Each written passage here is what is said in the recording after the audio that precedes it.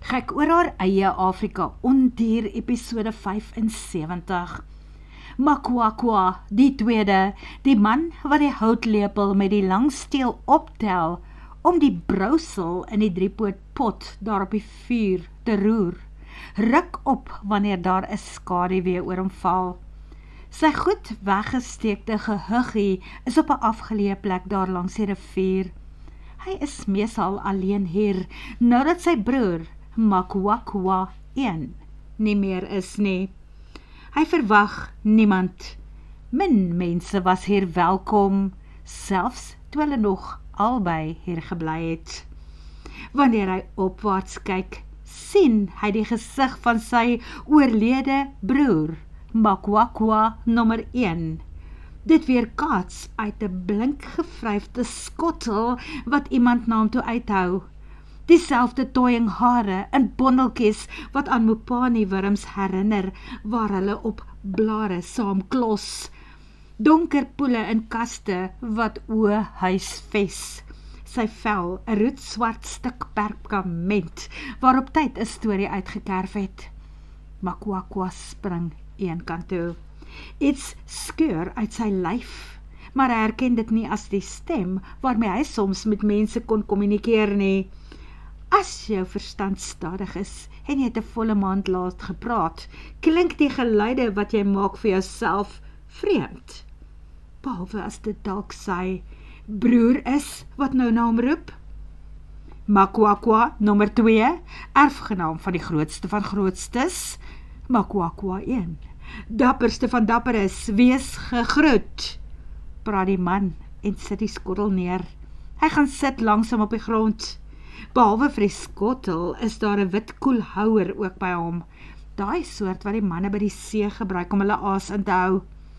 Gaan weg, danksy jou is my ouer broer nou dood. Nee, dit was nie my skuld nie. Ek glo jou broer het bietjie roekeloos geword. Nie mooi opgelet wat hy doen, waar hy werk nie. Maar ek is jammer oor sy dood. Daarom wil ek nou vir jou 'n kans gee, dat hy in jou kan voortleef. Dis hoekom ek hom vir jou gebring het. Eet sy beeld met jou oë uit daardie blink bak. Dan word jy hy. Jy word jou pa se pa en al die voorvaders wat hulle vooruit gegaan het. So ver terug, as voor die mense met hulle vinnige karre hier begin ry het. Ja, selfs nog voor die oorlog, toe die Frelimo kom landmyne plant het. Makwakwa se oë trek skreefies. Hy weet nie en hy onthou nie van al daai dinge nie. Hy weet daar was 'n eendag lank gelede. Maar hy verstaan dit ook nie. In daardie tye was vleis volop hier, regte veldvleis. Nie net slange, krokodille, likkewane, patryse nie. Die man druk op die koelhouer. Ek het hierdie vir jou gebring, soos wat ek altyd met jou broer gemaak het. Dit is 'n duikerlewer. Dit is vars en daar is baie bloed in. Toe haal hy geld uit sy hemp se boorsak en sit dit ook op die wit deksels neer. Matty guys, ek verstaan nie, hoekom het jy dit gebring en hoekom is jy nou hier? Vra Makwakwa. Want ek wil hoor of jy jou broer se kop en skoene wil kom volstaan. Sy werk was nie klaar nie, maar ek skuld vir hom nog steeds geld. Dit ek gewonder of jy dalk sou belangstel om aan te gaan met jou broer se goeie werk. Makwakwa skuif sy voete onder hom in. Hy weet van watter skoene die man praat. Daardie skoene wat hy ook aangetrek het, as hy saam met sy broer uitgegaan het veld toe. Al is dit nie op die oomblik aan sy voete nie, is hy bang sy tone blaker die geheim uit. Daardie reuk wat sy spore trap, wat honde so bietjie laat piepie en wat mense na gewere laat gryp. As ek kies om my broer se beeld te eet, as ek kies om hy te word, as ek kies om daai skoene te dra, wat is dit wat jy wil hê ek moet doen? Jy moet die leeuwelpies vir ons gaan haal, Makwakwa. Hulle is nou mak. Die mense laat hulle bottel drink. Hulle is by die reddingsplaas in 'n hok. Die baie wit mense wat gewoonlik daar werk, is nie op die oomblik daar nie. Daar's 'n musiekfees of 'n ding by die see. En in die aande is die veearts mos op herders retreat. Weet jy hoe om by die leeuplaas uit te kom? Sal jy self kan gaan? Nee, Makwakwa skud sy kop heen en weer. Dit is my broer wat altyd vooruit gestap het. Hy het geweet waar alles is. Wel, as ek jou daarna toe vat en gaan wys om onder deur die heining te klim, sal jy dapper genoeg wees om te doen wat jou broer altyd sou doen. Makwakwa weet nie, hy is nog steeds bang. Al het hy altyd saam met sy broer gegaan, was hy mos die man wat iewers in die veld bly lê het en toegekyk het, terwyl hierdie dapperste van dapperes sy werk gedoen het. Dit is hy wat moes vlieg as die gevaar aankom. Maar daardie aand het hy aan die slaap geraak en eers weer wakker geword, toe die leeu's rondom sy broer se dooie liggaam baljaar het.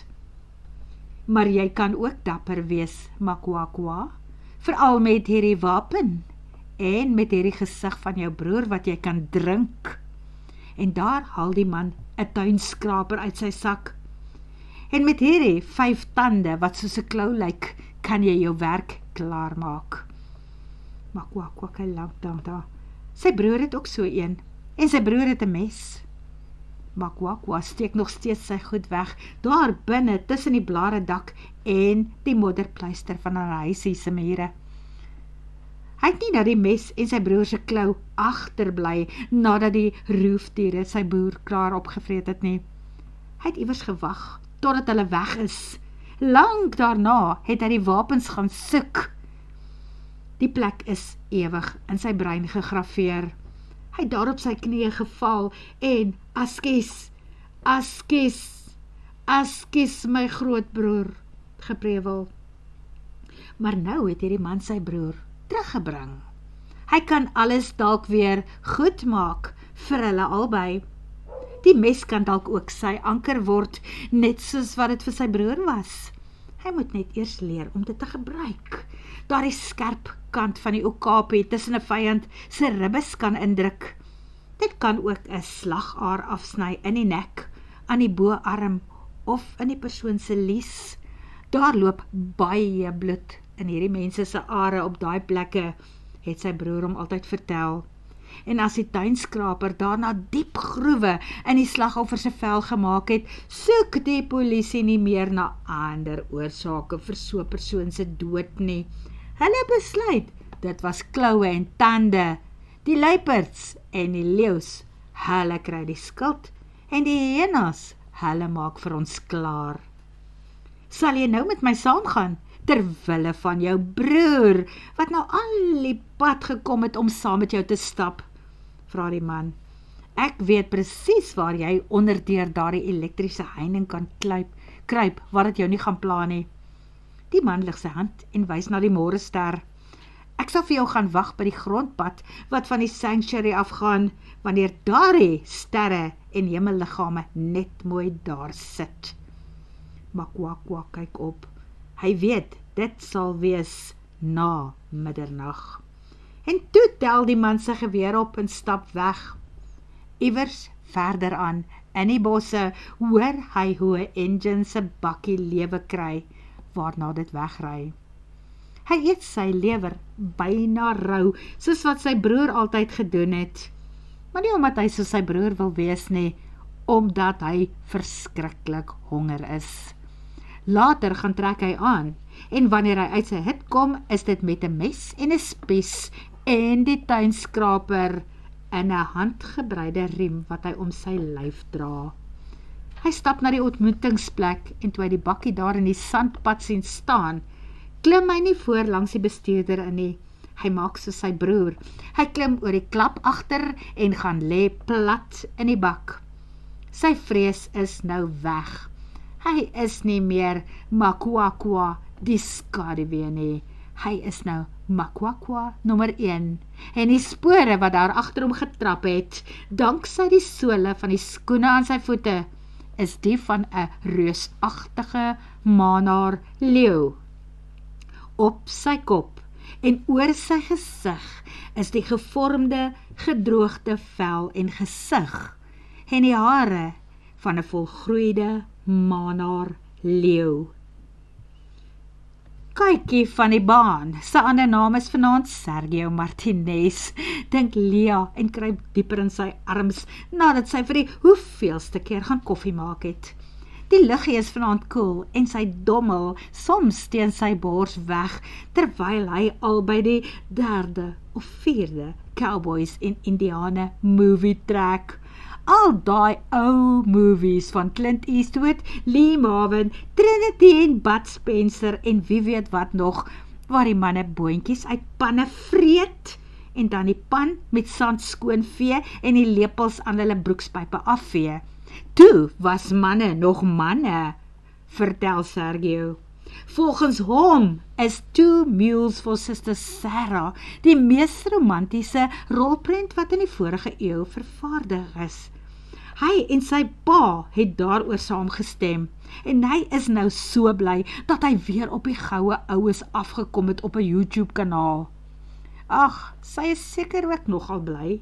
Dit is nie asof die movies so amazing is nie. Nee, die geselskap waarin sy verkeer is amazing, as sy net kan wakker bly saam met hom. Die bordjies is mos vanaand verhang.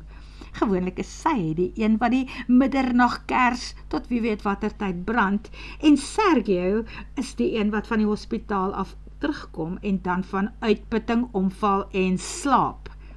Maar vandag het hy kans gehad om sy watse naam te lê en afslaap, terwyl sy en Jesso perrings vervaardig het. Net sowel, want nou is hy dadelik wakker om sy selfoon te gryp, toe dit iewers in die vroeë oggendure begin lui. Hy wou seker keer dat dit Lia ook moet wakker maak, maar sy is reeds wakker en luister gespanne en met gespitste ore, want daai tyd van die oggend is dit gewoonlik slegte nuus. Sergio sit sy foon nou op luidspreker op die bedkassie neer. Dit is Moss, die oppasser van die primate daar by die leeuplaas. Hy vertel, daar het 'n bebloede man in die kamp aangekom, wat deur die zombie van 'n manaar leeu aangeval is, en verskeur is, terwyl hulle albei blykbaar daar is, om na die leeuwelpies te kom soek. My gorrel, en het jy dit gesien gebeur, Moss? Is dit hoekom jy my 3 uur in die oggend wakker bel? Duidelik glo Sergio nie 'n woord wat die man sê nie. Die man het hom nou op 'n aapspoor kom sit. Dr. Sergio, ek sweer, ek het iets gesien. Iets het die man bygekom, maar ek is nou nie seker wat dit was nie. Ek het so vreeslik vrek baie geskrik, toe sit ek maar 'n vieriekie by die blare wat ek hier by my het. Ag nee, Moss, rook jy dagga? Sug Sergio. Sou jy nie ook vreeslik gerook het, as 'n zombieleeu by jou plek ingestap het, en vreeslik gestink het nie?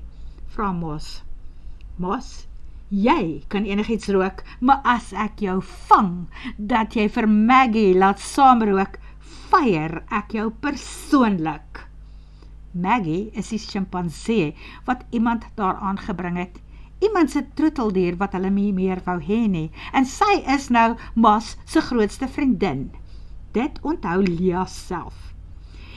Jessie, Doc Sergio, as jy ook geskrik het vir die zombie-leeu, begin hy weer. Dan moet jy dit liewer nie vir my vertel nie. Ok, dit wat jy gesien het, Moss, was dit 'n regte leeu? Nee, Doc Sergio, dit was 'n zombie-leeu. Ok, nou hoe kan jy so seker wees daarvan? Wil Sergio weet, en toe wonder hy saggies by homself, wat die hel is 'n zombie-leeu veronderstel om te wees? O, dit is 'n dooie leeu, wat besig is om te ontbind, maar steeds onsterflik is. Verduidelik Lia entoesiasties en met 'n baie breë glimlag. Sy trek haar klere van gister aan, sy gaan nie hierdie interessante ding misloop nie. Sy het al baie van sulke goed gehoor, maar sy het dit nog nooit self gesien nie. Ja, dit is net mooi reg wat die vrou wat daar by jou is sê. Hierdie ding, hy is dood, maar hy leef nog rond. Hy loop oral hier op die plek. Bevestig Mos daai kant van die foon ook. Die laat hy Mos hier in die kamp ook onder deur die drade kon inloop, sonder om die sjok by sy lyf te voel. Dan ruik 'n mens die vrot vleis wat brand, soos wat die weerlige iemand geslat het.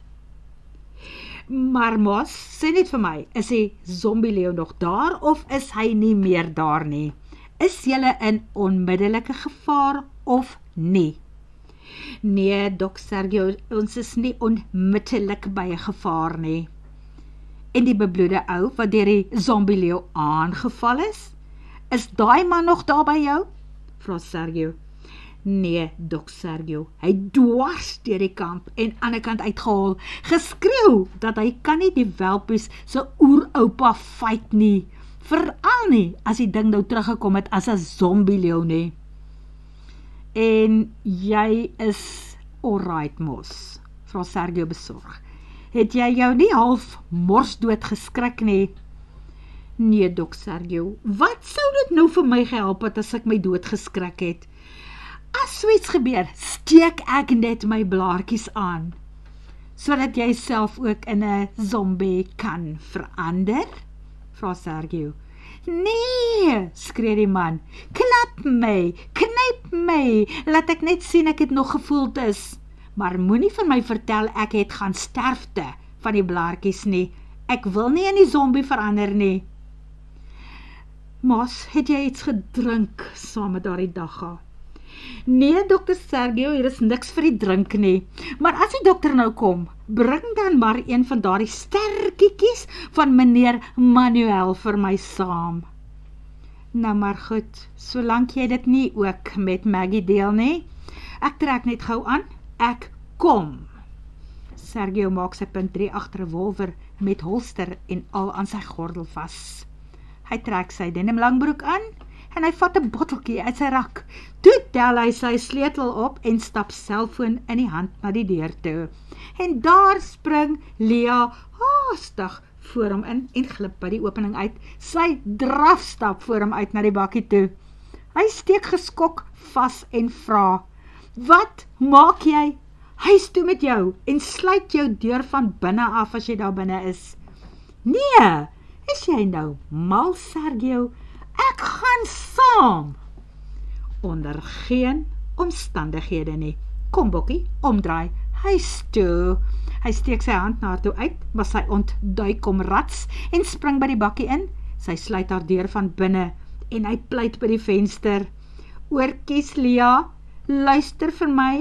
Ek kan jou nie saamneem na 'n plek waar ek nie jou kan beskerm nie. Ek weet nie wat ons gaan teekom nie en ek kan nie jou veiligheid waarborg nie.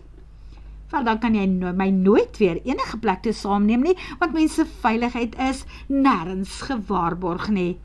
Koggel sy, want dit is seker waar. Asof hy 'n sementsak vol probleme oor sy skouers dra, stap die man om die bakkie en gaan klim agter die stuurwiel in. Hy haal sy selfoon uit sy sak en oorhandig dit aan haar. Nou ja, Lea, bel dan asseblief net die polisie en sê hulle moet ons daar by die instituut kry. En wanneer ons daar kom, dan sluit jy jou bakkie se deure en jy klim nie uit nie. Jy bly sit. Gaan natuurlik, gaan sy nie bly sit nie. Sy weet baie meer van Afrika en al sy mytes en vreemde legendes saam as Sergio, glo sy. Maar selfs sy is met stomheid geslaan toe hulle die leeuspore op meer as een plek in die sanderige grond duidelik kan sien. Teen 8:00 is die polisie uiteindelik daar. Van agteruit een van die dubbelkajuit ampsbakkies klim Asja ook uit. Ek het geweet hulle gaan terugkom, Dr. Sergio. Daar is nie 'n plek op aarde waar die leeukies ooit weer veilig gaan wees nie. Nie as hier boonop nou 'n zombie leeu rondloop nie. Haar pa stem saam. Die ouens van die polisie wil nie te veel betrokke raak by hierdie saak nie. Jy kan nie beklei teen 'n wese wat reeds dood is en nou weer rond beweeg nie. En julle glo vas dat so iets moontlik is, wil Sergio ontsteld wees. Lia kan sien dat hy tot in sy siel geskit is. Hy moes al baie dinge in sy lewe hanteer het, maar duidelik is hierdie iets waarmee hy nog nooit tevore te doen gehad het nie. Hulle kan sien waar die zombieleeu onder deur die heining by die hospitaalkamp ingekom het. Hulle kan ook sien waar hy weer uit is en iewers daarna raak sy spore in dun lug weg. En toe bel John Hurter van Hurter's Retreat af. Lia besef nou eers dat sy nog steeds Sergio se foon vashou toe dit begin lui en sy sien dat dit haar pa is wat bel. Sy roep, Sergio, dit is my pa, wil jy gou met hom kom praat? Nee, antwoord asseblief en sê ek sal hom later terugbel. Sergio sit nog steeds op sy hurk op die plek waar die leeu onder die draad deur is. John, antwoord Lia. Lia, is julle alright? Is jy en Sergio by mekaar en waar is julle? Roep haar pa uit. Ons is by die reddingshospitaal. Een van Sergio se personeel het vroegoggend gebel omdat hier probleme was. 'n Vreemde besoeker. Maar hoekom klink jy so ontsteld, John? Wat is daar by jou aan die gang? Jy by my? Wel, ons het ook 'n vreemde besoeker hier op Hurter's Retreat gehad. Iets of iemand wat rondom die huis gesluip het en die deure getoets het en probeer inkom. Gelukkig is Haya se sekuriteitskameras mos nou oral aan die werk en toe hy aan jou woonstel se kombuisdeur gaan karring het, het daar die verskriklikste alarm afgegaan en ons almal was dadelik wakker. Ek het eers gedog dit is jy wat weer deurnag werk. Maar iets sê toe net vir my, gaan check deur die beeldmateriaal. En toe, John, vra Lia met haar oë nou op Sergio, wat stadig van sy hurke af opstaan en na haar toe draai. Sy wonder of sy hom een kant toe moet neem en of sy die polisie ook by hierdie een moet betrek. Maar dan antwoord John die vraag namens haar. Ek dink jy en Sergio moet dadelik huis toe kom, Lia. Ek wil hê hy moet ook na die beeldmateriaal kom kyk voordat ons dit vir enige iemand anders wys, die polisie inkluis. Want hierdie kan voorwaar 'n opskudding veroorsaak. Dit kan die vrede op Hurter's Retreat en die hele omgewing versteur. Selfs die einde van sy projek beteken as dit te veel mense in die omgewing ontstel. Nou, wat is dit wat julle gesien het, John? Vra sy. Spooke, Lia, spooke van gister. Die geskiedenis wat homself nou weer herhaal. En nie so mooi prentjie nie. Gewoonlik kan sy aan haar pa agterkom as hy kwaad is. Sy kan agterkom as hy geamuseerd is en sy lag wegsteek. Sy kan hoor as hy effens aangeklam is, wanneer hy vir haar omgee en sy liefde probeer wegsteek, maar sy stem verraai hom. Dit wat hy voel, kan sy gewoonlik aan sy stem hoor. Daarom skud dit haar tot in haar siel, toe sy vir die eerste keer iets daar optel, wat sy nooit regtig met hom sou assosieer nie. Vrees. Dit wat John Hurter op sy sekuriteitskameras gesien het, maak hom duidelik bang. Word vervolg.